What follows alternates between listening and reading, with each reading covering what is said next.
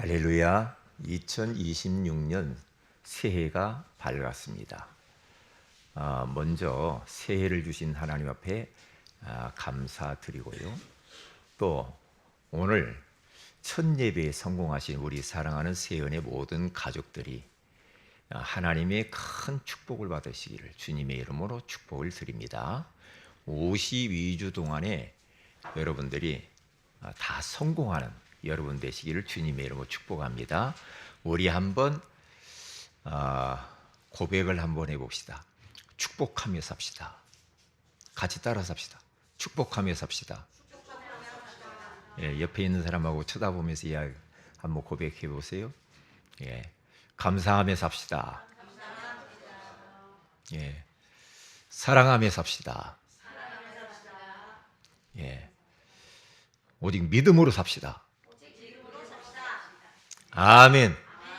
예, 감사합니다.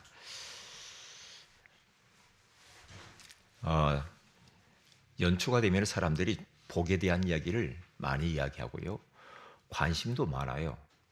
그래서 이번에도 그렇게 추운데 보신각종에 가서 떨면서 그 종소리 듣는 사람도 많고, 또 해돋이 보러 간 사람도 그렇게 많더만요. 많이 추웠거든요. 그런데도 복이 뭔지, 참된 복을 알면 송구영신 예배 하나님 앞에 나와서 예배드리고, 신년 예배 때 하나님께 나와서 예배드리면 그게 복인데, 그걸 모르고 사람들이 불나비처럼 복을 찾아 헤매는 것을 봅니다. 어떤 그 풍수지리 하시는 분이 연초가 되니까 또 이런 말씀을 해놨어요. 뭐라고 하냐면, 올해 복을 받으려면은 세 가지를 조심하라고 하더라고요. 그런데 그게 괜히 내가 그걸 받나 생각이 들더라고요. 자꾸 생각이 나는 거예요. 세 가지를 뭘 조심하고 정리를 해야 되는가? 현관문에 일단 거울을 없애라고 하더라고요. 현관문 앞에 거울이 있으면 복이 올라가다가 반사가 돼가지고 나가니까 거울을 없애라. 그리고 두 번째는 현관에다가 우산을 걸어놓지 말아 봅니다. 그러면 우산을 어디다 갖다 놓지? 우산을 놓지 말아요. 왜냐? 우산은 그게 음기가 많답니다. 그래가지고 복을 다 빨아들이니까 그걸 치우라는 거예요. 거울을 치우고 우산을 치우고. 그래서 봤더니 저도 우산 치워볼까? 그런 생각이 들더라니까. 마지막 세 번째로는 뭘까요? 맞춰보실래요? 예, 우리는 뭐 그런 거 관심이 없죠. 쓰레기를 치우랍니다. 쓰레기 현관에 쌓아두지 말라는 거예요. 막 지저분한 거 있죠, 막 정리 안 된 거, 신발장 지저분한 거, 그런 거 하지 말고 그런 것들을 깨끗이 정리를 해야지. 그런 곳 놔두면은 기분 나쁘고 복이 안 온다는 거예요. 정리하라.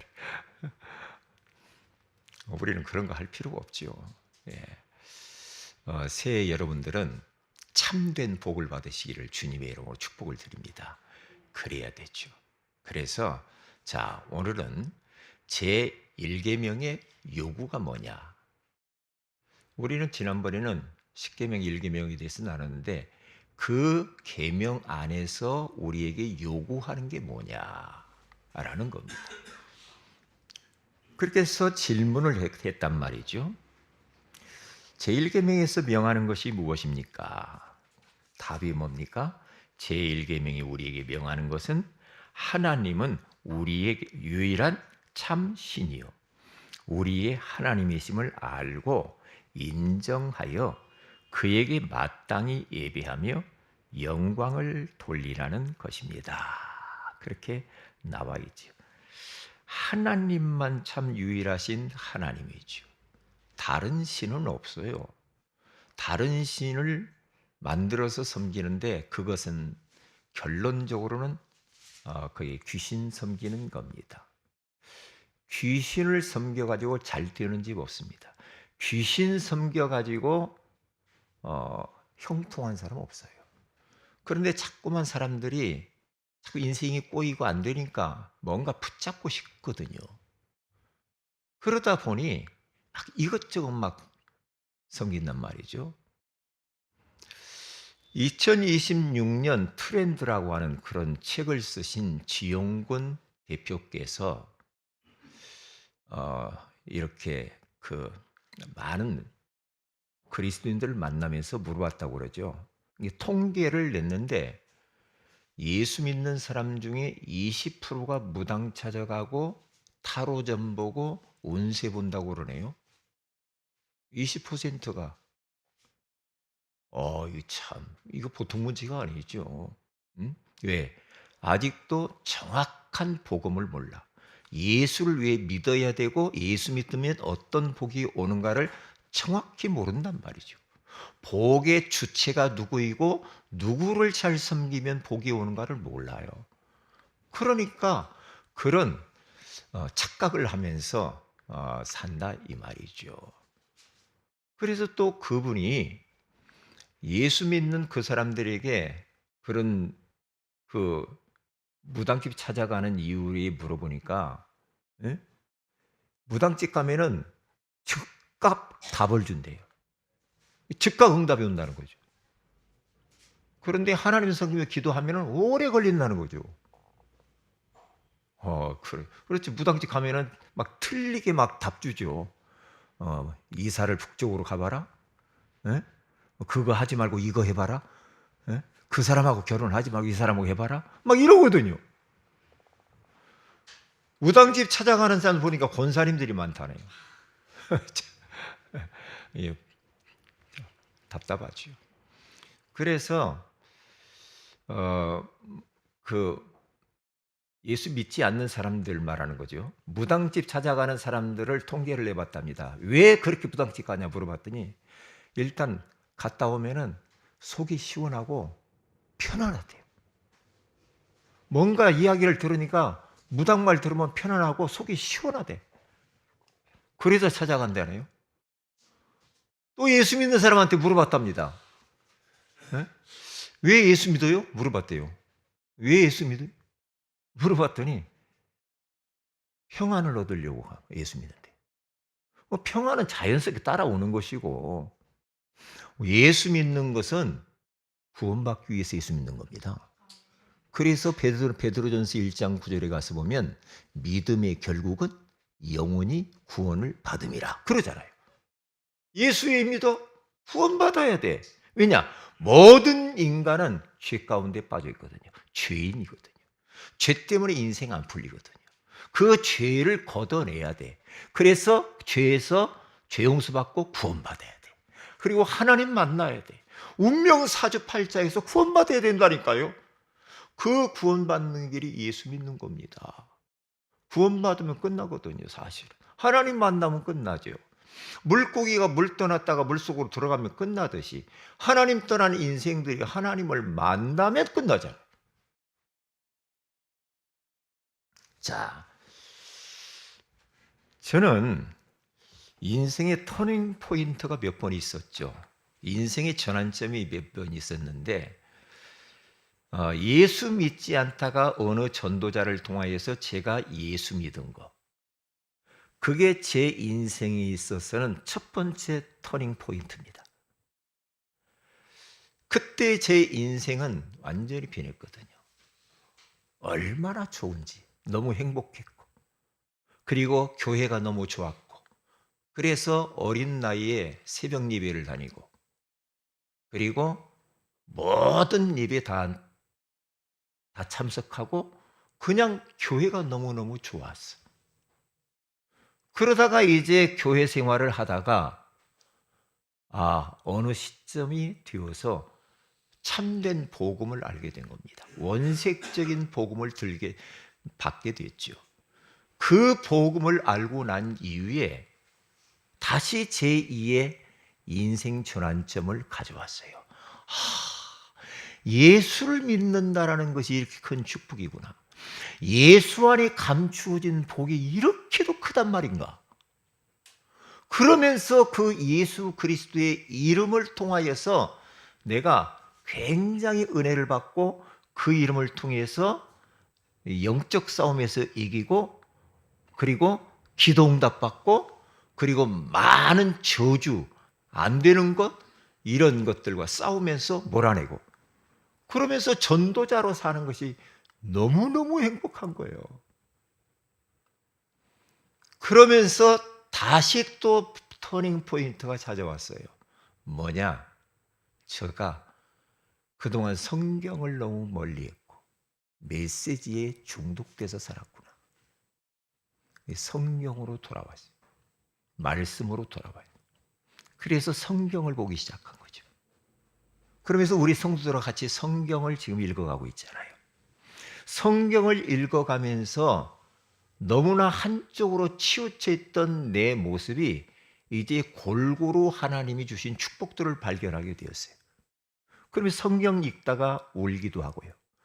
성경 읽다가 내가 얼마나 잘못되고 죄가 많은 이 존재인가를 깨닫고 회개도 많이 합니다. 회개를 많이 하게 되더라고요. 이게 또 얼마나 감사하지. 회개하게 되어지니까 하나님이 또 다른 새 은혜를 주셔요. 새로운 응답들이 나타나요. 그러면서 더 영안이 열리더라고요. 더 많은 것들이 깨달아지더라 이 말이죠. 그래서 지금은 너무너무 행복하거든요. 제가 1994년, 1991년에서 5년 사이일 겁니다. 저 큰 교회에서 전도사 시절에 청년부가 이제 뭐 1부, 2부 있었는데 제가 2부를 담당하는 전도사가 됐단 말이죠. 이게 청년 2부 이 청년들이 많았어요. 많았는데 다 결혼한 사람들을 제가 맡아서, 그때 제 나이가 30대. 이게 나이가 비슷하더만 다 뭐 그런 사람들을 맡아서 사역을 하는데, 이제 잠실 주경기장에서 세계 선교 대회를 한다는 겁니다. 그래서 이제 우리 청년들하고 같이 갈 사람들이 가자고 해가지고 이제 갔단 말이에요.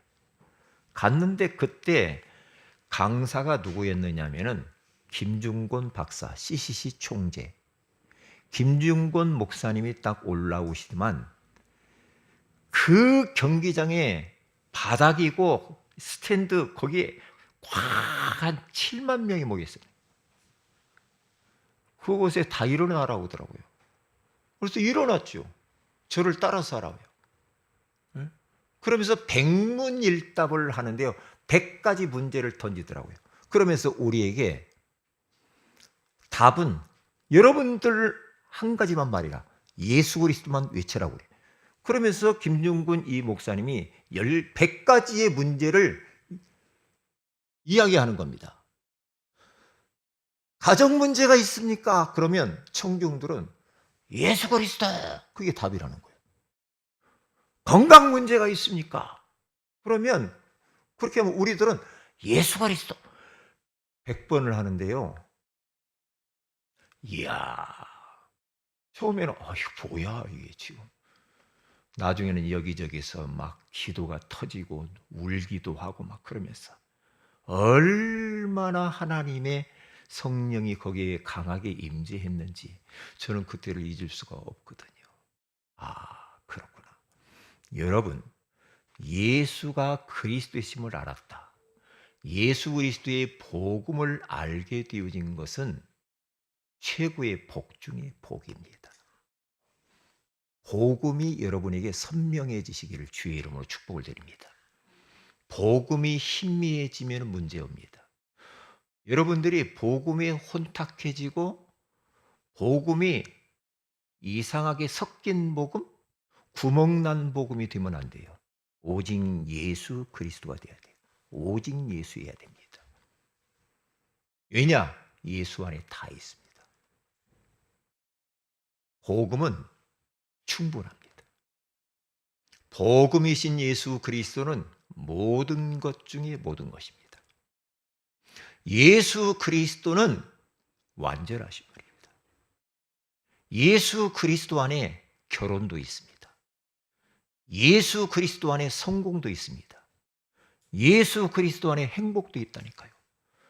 예수 그리스도 안에 자유함도 있습니다. 예수 그리스도 안에 축복이 있다니까요. 예수 그리스도 안에 우리 인생의 모든 해답이 예수 안에 있어요. 그래서 바울은 빌립보서 4장 13절에 가서 보면 내게 능력 주시는 자 안에서 내가 모든 것을 할 수 있느니라, 그렇게 고백을 하는 겁니다. 골로새서 2장 2절에 3절에 가서 보면 거기 특별히 3절에 그 안에는 지혜와 지식과 모든 보화가 감추어져 있느니라, 그렇게 말씀을 해요. 이 어마어마한 예수 안에 있는 무한한 축복들을 우리들은 어떻게 해야 되겠습니까? 이제 찾아서 누려야 돼요. 찾아서 내가 삶 속에서 적용하며 살면 되는 거거든요. 예수 외에 여러분의 인생에 답이 없어요. 예수 외에는 여러분의 인생을 행복하게 해줄 것이 없다니까. 돈이 행복하게 해줄 것 같습니까? 돈은 있다가도 없는 겁니다. 여러분들이 돈에 목매가지고 돈이 있으면 행복하고 돈에 중독되면은요, 돈 날라가면 어떻게 할 겁니까? 한 번 풀으면 싹 나갈 텐데. 그렇지 않아요? 영원히 변하지 않는 예수 그리스도. 예수 그리스도는 히브리서 13장 8절에 가서 보니까 어제나 오늘이나 영원토록 동일하시느니라 그러잖아요. 하나님만 변함이 없고 예수 그리스도만 변함이 없는 분입니다. 그래서 여러분들이 신앙을 딱 담내야 돼요. 예수 그리스도는 내 인생의 해답이다. 답을 딱 내야 된다니까요. 아이고 뭐 그냥 한번 가볼까? 예수 한번 믿어볼까? 그게 아니고 그렇게 해가지고 아무런 역사 안 일어납니다. 믿으셔야 됩니다. 예수를 그리스도로 믿으셔야 됩니다. 내 인생의 문제의 해답으로 믿으셔야 됩니다. 운명과 사주팔자에서 매여 있어가지고는 인생 꼬여 안 풀려요. 운명 사주팔자라고 하는 그곳에서 해방돼야 돼요. 해방되는 길이 예수 그리스도이십니다. 다른 곳으로 해방이 안 됩니다. 계속해서 여러분들의 인생을 불행하게 만들고 여러분의 인생을 행복과 모든 축복을 다 빼앗아가는 놈이 있어요. 그게 악한 원수 마귀 사탄입니다. 그놈에게 더 이상 종로로 타지 마시고 거기에서 빠져나오고 이 사탄을 몰아내야 됩니다. 우리는 영적으로 정신 똑바로 차려야 됩니다. 그렇지 않으면요 계속 당하는 겁니다. 당해요. 그러면서 당하는 줄도 모르고 맨날 신세한탄이나 하고 그렇게 인생 그렇게 살면은 안 되지요. 이러한 어마어마한 하나님이 우리에게 복을 주셨기 때문에 이제는 첫째로 충성형 인간으로 살아야지가 아니고 충성형 인간이 되었고 충성스럽게 주님을 섬기며 복음을 전하면서 사는 것이 마땅하지요. 저는 그냥 충성하고 싶어지던데. 왜냐? 진짜 복음의 가치를 딱 알면 주님을 위하여서 충성하고 싶은 마음이 생겨지지요. 생겨져요. 주님을 위해 살고 싶어요. 주님을 위해서 헌신하고 싶어진다니까요. 교회를 위해서 헌신하고 싶어진다니까요. 그런 마음이 생겨요. 정확히 복음 듣고 구원 딱 받으면 사람이 그냥 이렇게 변해요. 변하게 돼 있습니다. 그래서 여러분과 저의 신앙의 구호가 뭐냐? 충성입니다. 예전에 군 생활할 때 했잖아요. 충성. 얼마나 많이 했는지. 제가 보초 서는데 대장 들어오면 문 열어주면서 충성. 그렇죠? 나라를 위하여서도 생명 버리는 사람이 있는데 영원한 저주 가운데서 우리를 구원해 주신 그 하나님. 그 하나님께 충성하는 것은 너무나도 당연한 것이죠. 네? 당연한 거죠. 왜? 그 정도로 우리들은 하나님으로부터 큰 은혜를 입었기 때문에 그런 겁니다. 여기서 충성이라는 말은 순종이라는 말과 같아요. 정성을 다하다 이런 뜻도 됩니다. 그래서 마음을 다하는 것이 충성입니다. 신실함입니다. 변함이 없는 겁니다. 오늘은 이랬다가 내일은 저랬다가 이거 아닙니다. 그래서 고린도서 4장 2절에 가서 보니까 그리고 맡은 자들에게 구할 것은 충성이니라. 그렇죠. 충성이래요. 충성. 맡은 자들, 직분자들, 하나님 자녀들 구할 것이 뭡니까? 충성. 디모데전서 1장 12절에 가서 보니까 나를 등하게 하신 그리스도 예수 우리 주께 내가 감사함은 나를 충성되이 여겨 내게 직분을 맡기심이니. 하나님이 내가 충성스러운 자가 아니라 충성되이 그냥 여겨 주었대요. 그러니까 은혜를 하나님이 입혀준 거죠. 네가 뭔가 잘나서 그게 아니고 내가 너를 그냥 충성스럽게 봐준 거야. 그러면서 부족하지만 직분을 맡겼거든. 그렇게 말을 하는 겁니다. 갈라디아서 5장 22절에 가서 보니까 성령의 9가지 열매 중에도 뭔 열매가 있습니까? 충성이 있다 이 말이죠. 다시 말하면 성령의 사람은, 구원받은 하나님의 자녀는 충성할 수밖에 없죠. 하나님을 위하여 충성할 수밖에 없죠. 하나님이 맡겨주신 것에게 충성할 수밖에 없죠. 주어진 가정에서의 역할도 거기에서도 남편은 남편으로, 아내는 아내로, 자녀는 자녀로 충성할 수밖에 없죠. 직장 생활을 하나님이 우리에게 허락해 줬는데 직장 생활하면서도 그 직장 안에서도 충성하는 겁니다. 왜냐? 하나님이 그걸 허락해 주었기 때문에 그런 겁니다.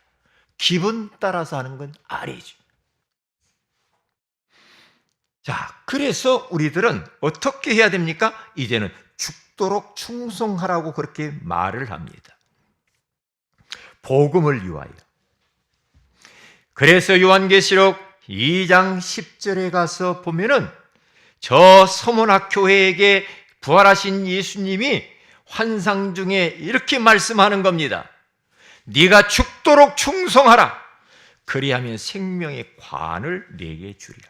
시험과 갈등과 문제가 오더라도 죽도록 충성해라. 이렇게 말하죠.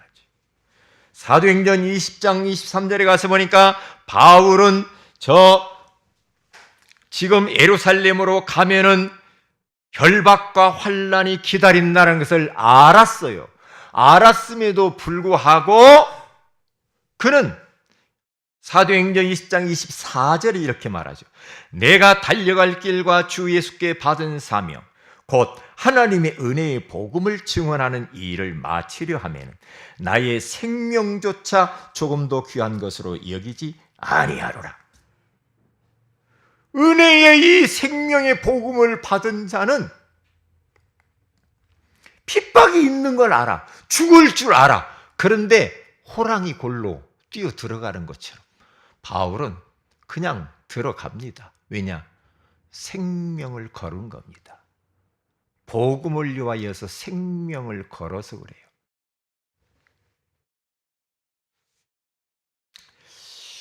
어느 장로님이 소천을 했어요. 그런데 그 장로님이 평상시에 하나님을 잘 섬기는 분이었는데 다음 세대 그들을 위해서 헌신을 했고 다음 세대의 아이들을 너무 많이 사랑했다고 그러죠. 이게 소천을 했다고 하니까 그 다음 세대들이 커가지고 소식을 듣고 그 장례식장에 꽉 들어왔다고 그러잖아요.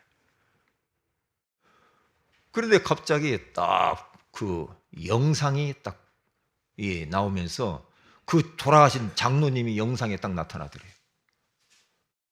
나타나가지고 장례식에서 그 장로님이 그런 말을, 혹시 예수 믿지 않는 분이 있으면 예수 믿으시고 우리 천국에서 만납시다.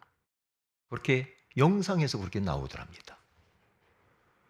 그리고 우리 사랑하는 모든 성도들은 하나님이 맡겨주신 사명 직분들을 죽도록 잘 감당하다가 천국에서 우리 다시 만납시다. 그랬다고 그러잖아요. 그게 어마어마한 파장을 일으켰다고 하잖아요. 살아있을 때 그걸 좀 녹화를 하는 것도 여러분도 한번 좀 생각을 해보세요. 장례식장에 딱 틀어놓는 거예요. 그러면 뭐 100마디 뭐 설교하는 것보다 돌아가신 양반이 딱 화면에 나타나가지고 그렇게 하면 굉장히 설득력도 있을 거 아닙니까? 자, 두 번째입니다. 제1계명의 요구가 뭐냐? 자, 10계명 제1계명의 요구는 다른 게 아닙니다. 하나님이 어떤 분인가를 먼저 알아야 됩니다. 예수 그리스도가 어떤 분인가, 성령님이 어떤 분인가, 그분을 알고 기쁘게 그분을 섬기는 겁니다. 왜냐? 인간은 그렇게 만들어졌다니까요. 짐승은 하나님 섬길 필요 없어. 예배 자리에 올 필요도 없어. 그런데 인간은 하나님의 형상대로 지음을 받은 영혼을 가진 영적 존재이잖아요. 그래서 그 영혼을 통하여서 하나님을 믿고 하나님께 기도하고 하나님을 찬양하고 하나님을 기쁘시게 하고, 왜 짐승이 아니니까.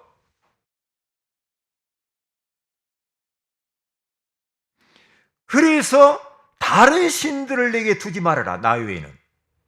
다른 신들을 섬기는 사람들이 얼마나 많은지 몰라요. 아까 이야기했잖아요. 하나님만 정확히 알고 예수님만 정확히 알고 그분 딱 믿으면 참으로 편안하고 기쁘고 행복할 텐데 안 믿어지나요? 왜 무당집을 찾아가요? 왜 자꾸만 사람 찾아가서 물어봅니까? 그럴 필요가 없잖아요.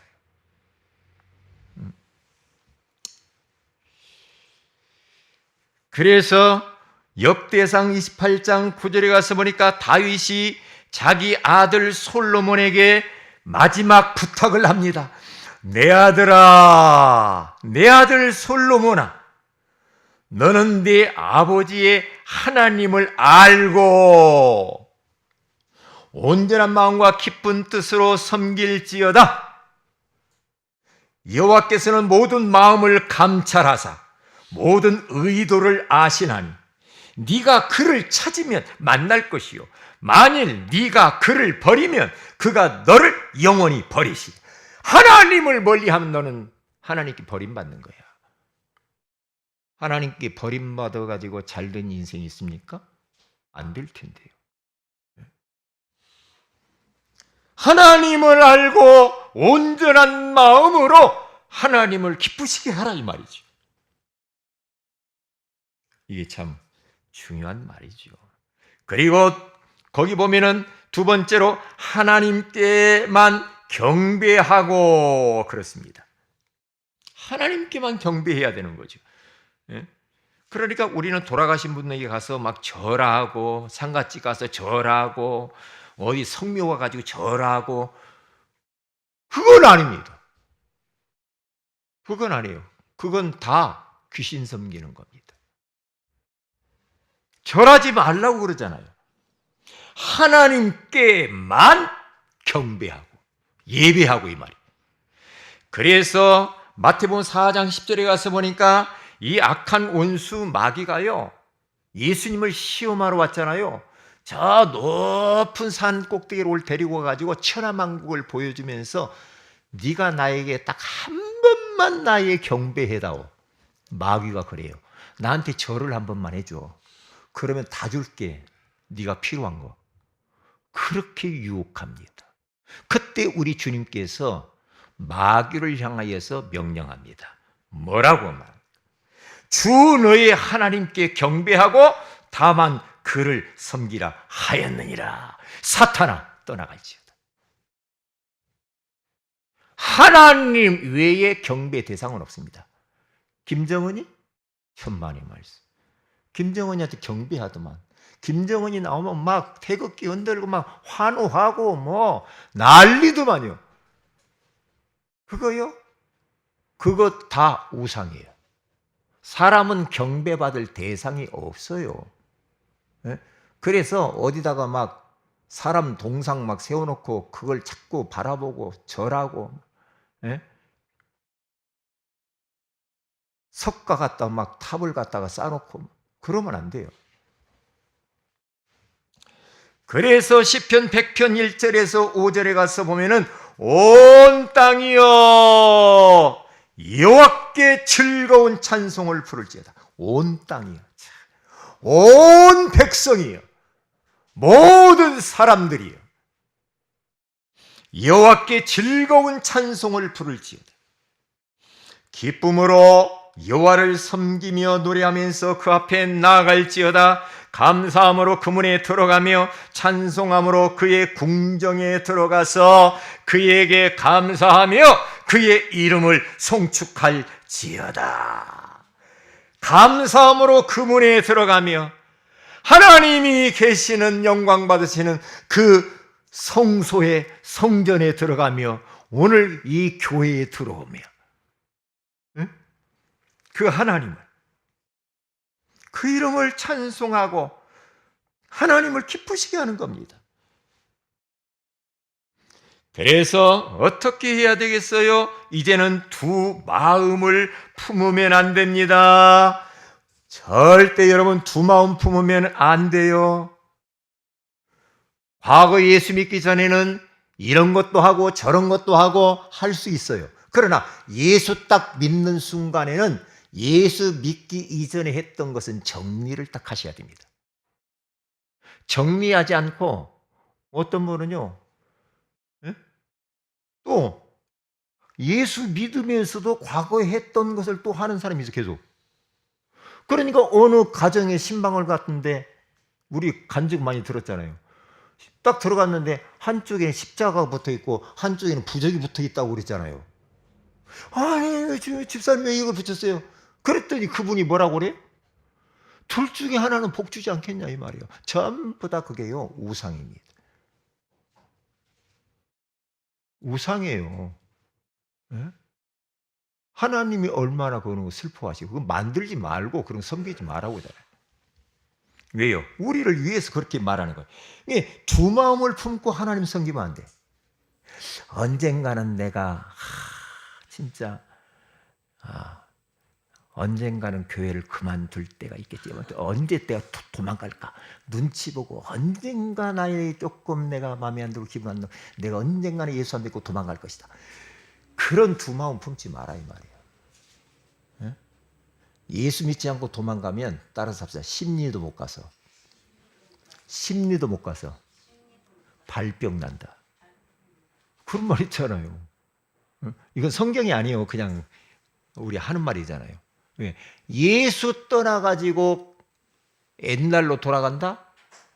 그러면 그때부터는 인생 종치는 겁니다. 두 마음을 품지 말으라는 거죠. 여러분들이 딱 결혼을 딱 하면은요, 과거에 사귀던 여자는 정리해야죠. 그래 안 그래요? 결혼하기 전까지는 뭐 어떻게 살았든지 간에 결혼을 딱 하고 난 뒤부터는 과거를 정리를 해야죠. 그런데 결혼을 해놓고도 또 만나러 다녀? 그럼 돼요 안 돼요? 돼요 안 돼요? 안 되죠. 정리해야죠. 정리해야죠. 똑같아요. 하나님을 사랑한다고 해놓고 또 옛날 것을 또 사랑하고 그건 아니에요. 그건 아니죠. 아니란 말이에요. 그래서 열왕기상 18장 21절에 가서 보니까 지금 여기 엘리야는 뭐라고 말합니까? 이스라엘 백성들이 바알 신을 섬길 것인지 아세라 신을 섬길 것인지 하나님을 섬길 것인지 우왕좌왕하면서 막 갈등하고 있을 그때에 그들을 향하여서 말을 하는 겁니다. 어느 때까지 둘 사이에서 머뭇머뭇하려느냐? 여호와가 만일 하나님이면 그를 따르고 바알이 만일 하나님이면 그를 따를지니라 하니 백성이 말 한마디도 대답하지 아니하는지라. 왜 말을 안 했을까요? 언젠가는 내가 아차하면 내가 바알을 따라갈 수 있거든. 그러니까 마음을 결정하지를 못했어. 한 발을 뛰어야 돼. 얼치기 신앙생활하면 안 돼. 양발을 딱 두딛고 하나는 세상에 하나는 예수 안에. 그러면 안 돼요. 그러면 안 된다니까요. 말을 딱 해야죠. 대답을 왜 안 해요? 아닙니다. 우리는 이제는 오직 하나님만 섬기겠습니다. 이렇게 딱 결단을 해야죠. 전에 했던 거 용서해 주세요. 그래야지. 기회만 보면 이쪽으로 붙었다 저쪽으로 붙었다? 그런 영적 기회주의가 되면 안 되지요. 안 됩니다. 그래서 야고보서 1장 8절에 가서 보면은 두 마음을 품어 모든 일에 정함이 없는 자로다. 두 마음을 품고 살아. 참 괴로울 것 같아. 나는 그런 사람이. 여기서 조금 나 좀 도망가고 싶으신 분이 혹시 있으십니까? 우리 교회는 없어요. 왜냐? 강소교회. 강하고 작지만 강한.